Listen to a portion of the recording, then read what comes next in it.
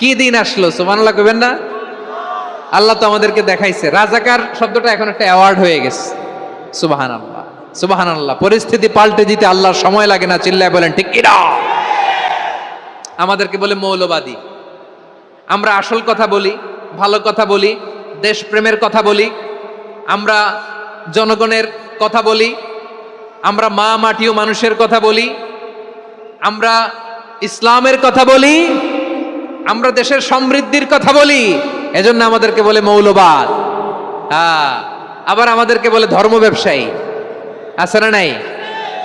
আমরা ধর্মের সত্য কথা প্রচার করি, যেটা দেশের ভালো, জনগণের ভালো, সেটা উপস্থাপন করি, আমাদেরকে বলে ধর্ম ব্যবসায়ী। আমার প্রিয় ভাইরা, যারা ইসলামের কথা বলে, যারা কোরআনের কথা বলে, এরা ধর্ম ব্যবসায়ী নয়।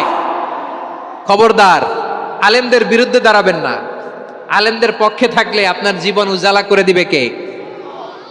কোন আলিমান আও মুতাআল্লিমান আও মুত্তাবিআন আও মুহিব্বান ওয়ালা তাকুনিল খামিস ফাতাহলিক। হয় আলেম হও, নয় আলেমের ছাত্র হও, নয় আলেমকে মহাব্বত করো, নয় আলেমকে সাপোর্ট করো। এই চারটা করো, 5 নাম্বার হয়েও না, আলেম বিদ্বেষী হয়েও না, তাহলে দুনিয়াও শেষ, আখিরাতও শেষ। চিল্লায় বলো ঠিক কিনা?